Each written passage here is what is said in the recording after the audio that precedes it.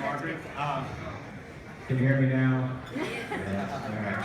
So thank you, Margaret. Thank you to Osceola World Championships Mud Run Guide, who have co-hosted the Williams and Wood Humanitarian Award. This is our second year. For those of you, especially from the international venues, who may not know what we are a charity founded in right smack dab in the obstacle racing community. Margaret is on the board, so is Amelia Boone. Say hi, Amelia, Margaret. We have a few supporting athletes here today who have helped us build this, and I want to thank them. There's Lori, Kaylin, Amanda, Stephanie, they're here. There are many of you in the room who have donated to some of our causes. We also have some other people who have helped us. Rose CR, I don't know if they're in the room anywhere. They've been a big supporter, so we thank you for that. What we want to do as a charity is provide everybody in our community a charity that they can have a personal connection to. Our causes are all personal. We support individual people that can't do the things we do today, the things we're going to do tomorrow. And we want to be really an open and honest and transparent charity that you can feel comfortable knowing that when you give money to us, you know exactly where it's going to. So that's what we are. But for this is my favorite time of the obstacle racing season. And I've been in the community for, I think this is my 6th year now. This is my absolutely favorite thing to do, is to present the OCR Humanitarian Award. The process for choosing the award, just so you know how we got to our winner tonight, is it is an international award, and we take online nominations for about a month or so. Next year we hope to see a whole lot more from the international venues, and I'm looking at you, Australia and Europe. So this is for everyone. And after that, we have a team of people from OCR World Championships, Williams and Wood, and Mud Run Guide who choose finalists. So they select those finalists. We put those out for the rest of the community to vote on, because this is a community award and we want everybody to have a vote. That community vote counts for essentially one other voting member. So we want it to be enough to matter, but it's not a social media contest. And so with this, I want to talk about, we've had 4 finalists this year. One of our finalists is also here, Johnny Fujimoto. Are you here? If you are, please stand.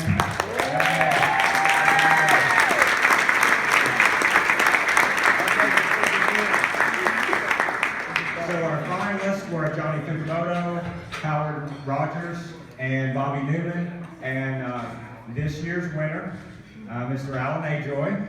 And I want to read a little bit about Alan first from the nominations that came through, and this is how our selection committee chose from. So after the earthquake in Ecuador occurred, Alan immediately started a GoFundMe page for relief support for the people of his country. While doing that, he also started a donation campaign for supplies, food, clothes, materials, etc. that he could take back to Ecuador. He has been there the past couple of months, not only providing funds and donations, but helping clean up and restore his country to the beautiful place it was prior to the earthquake. He not only has had an impact on my life by representing everything a human being should embody, kind, generous, compassionate, but I'm 100% positive in stating that I'm sure the impact on the people in his country far exceeds the impact he's had on me.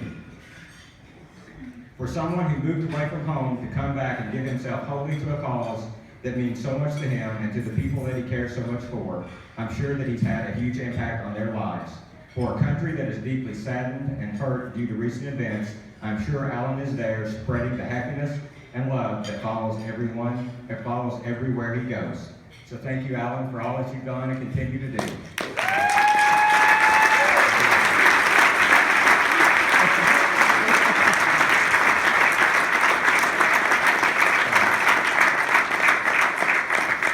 So we're also fortunate enough to have last year's inaugural winner of our humanitarian award here in his own hometown, Mr. Jesse Bruce.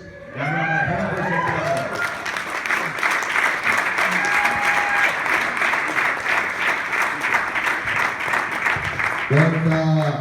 Hello, bonjour. I would like to take a quick second. Welcome everybody to Toronto, Canada. On behalf of all us Canadians, so welcome. Bienvenue au Canada. Would like to congratulate all 4 nominees, my boy Johnny back there and Alan. You guys are amazing. You know, you guys are right in the trenches, getting your hands dirty, directly making people's lives better. You know what I mean? You guys are giving people hope, strength, people who are broken, people who are struggling. You know, and it's amazing and it should be commendable. And you know, you're not doing it for awards or money or recognition. You do it because it's in your heart, right? And I think you guys are true representatives of what our sport is all about. Because I know I can speak for everybody here. You know, every obstacle course I go to, I see the same thing. You know, people helping people encouraging each other, people supporting each other, people helping complete strangers. You know, we see people who, these obstacle courses represent more than what they are, represent something they're struggling with, something they're going through, just like what these guys see every single day. And they're lining up on the same start line as elites, some serious athletes, you know, and those obstacles are representing bigger things, and it's amazing. You know, the same mountains, conquer the same courses, you know what I mean? So it's absolutely commendable. You guys are amazing. You guys make our sport what it is, and you know, it's amazing. So I guess I'm Batman, so I don't know what to do now. Congratulations! Big guys, big guys.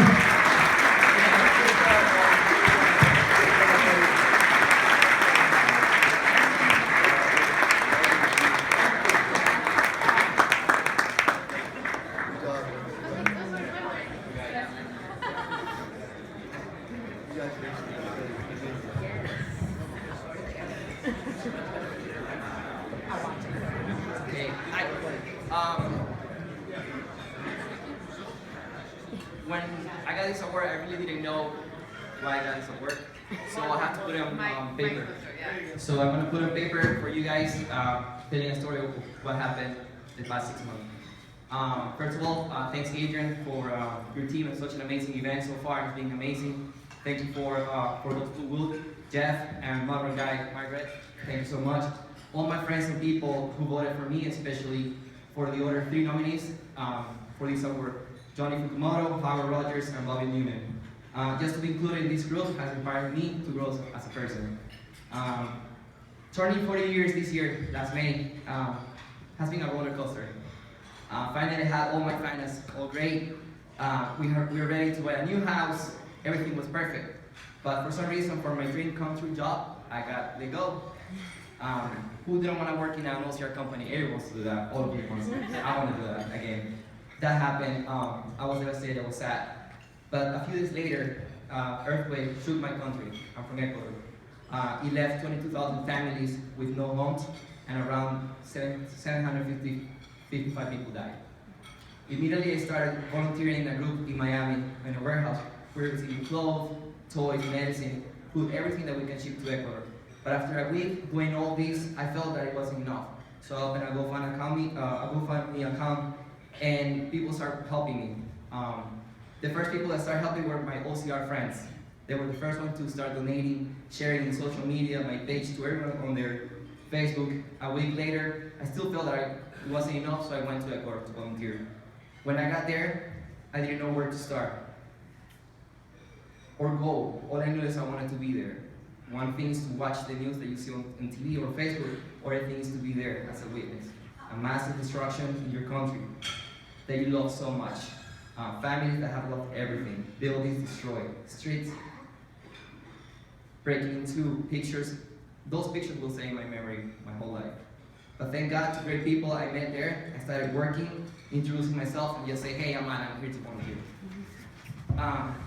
From translating Spanish to English to some people in the hospital, because we have a lot of doctors coming from the United States, so I have to translate in order to them what's going on with their injuries. Transporting wood, a lot of wood to build in place of communities, to start building shelters, a place where all kids and older people can stay together. Driving experts from Chile that have more experience than us. We didn't have any experience. So we were giving speeches with hope and support, ideas that could apply to start building again, to start over again. Getting medicine to people that needed baby clothes, baby food, toys, water. So, you know, that a lot of communities have suffered. Could you mind that a 25-cent lollipop can make a kid smile? For a week, I just was giving lollipops to every kid. Some of them lost their parents, but they were just surviving.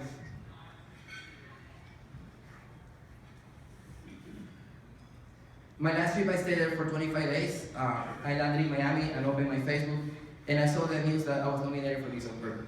I didn't know what was I picked, but I just started crying. And again, how can you not go back to that country? I went this year. I went three times. How can you not go back to this country when you heard stories like a person that lost his wife and his 2 kids, and he still has hope? And he told me that he still has hope, he has faith. That a kid that lost his 2 parents as well in a mall, that he was trapped for 5 days in a mall. Nobody could heal him until he got rescued. But the last trip, some of those people I met, and I got the pleasure to meet and help. They told me, you know, Alan, life must go on for you and for us. And luckily, this won't stop. Thanks to my beautiful people I met during these 6 months in Miami, we have a non-profit organization called Hero for Hope. We're still helping now. I'm a proud member of those organizations, and right now we're helping people from Haiti. We send a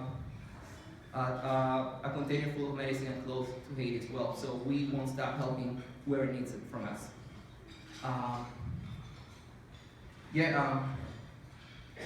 This year again has been a roller coaster for me. 40 years I thought, okay, I'm in a new age group. I want to start training. I want to get better. But you know what? Everything turned different. But I can't complain. I celebrated my 40th birthday over there. When you're here, when you're in the United States, you worked all the year. You have 2 weeks vacations, fly over to go to Ecuador, visit my family for 2 weeks. This time I have more than 3 months visiting my family. I was celebrating my birthday, Mother's Day, Father's Day, so I had the pleasure to be with my family once again after 16 years. I cannot complain, and I cannot be sad or mad that I lost my job, that I spent all my savings doing this. When, hey, I can breathe, I'm alive, I can rebuild my dreams. When I know that 750 people lost their life in 52 seconds, how can I be mad? Thanks so much again for the recognition, Hader for nominating me, and for everyone who made this possible. Bobby Newman, Lori Danko, Andy Snyder, Rachel Ann, Adrian, and Jeff. Without you guys, I wouldn't be here. Thank you so much.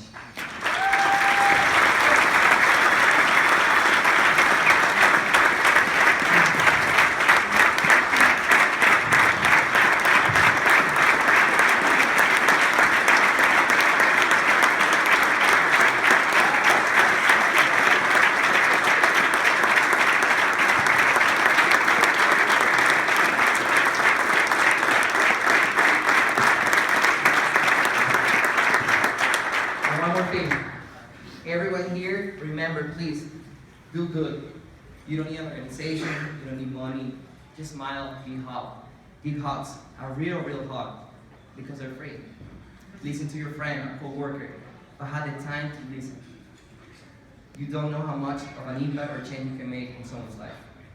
Once again, thank you and have a great day tomorrow.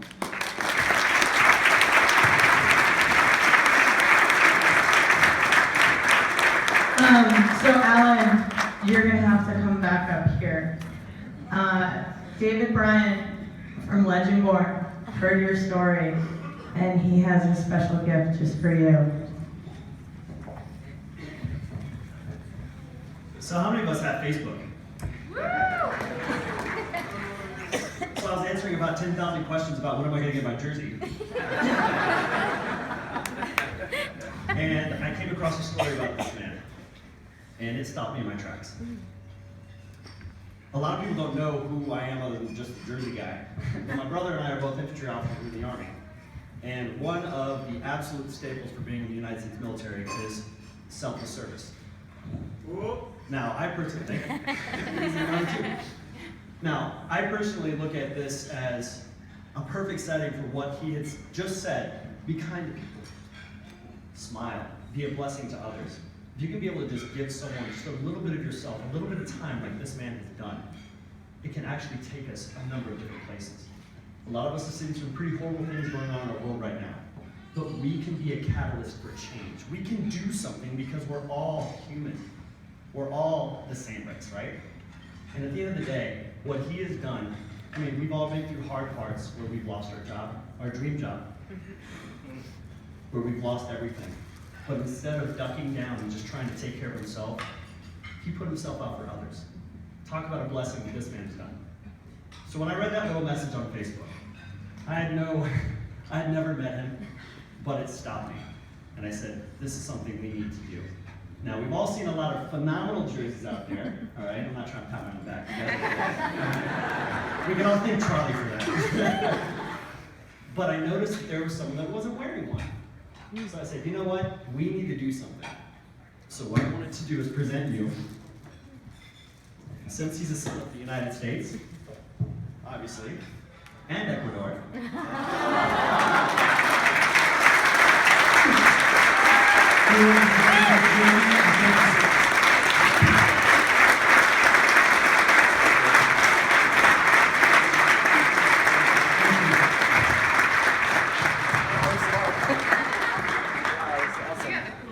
So, before we wrap this up, I just have one other thing. I hope that you all are signed up for Speaking of Charity, Speaking of Giving. Sunday is the Make-A-Wish charity run. It's open to everybody. Registration's still open, right, Rachel? Yes. Yes. So register for that. Do that. Go out with your family. Go check out this course, and let's continue to raise some money for a great organization here. And I don't know how many people know this. We have one other thing to cover tonight. Melissa, where's Melissa? Melissa's in the bar. It is somebody's birthday today that you all know and love. It's Rachel Ann's birthday today. So she had some friends make her cake, and I think she deserves a happy birthday song. So if you guys all join me, happy birthday to you. There's only one left. Happy birthday to you. Happy birthday, dear Rachel Ann.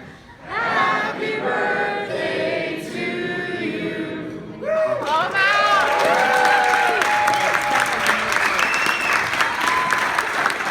That concludes our program for tonight. You guys, best of luck out there racing tomorrow, and hope to see you guys all at the finish line with your bands intact, smiling, and we'll see you at the finish line and see you at the start first thing in the morning.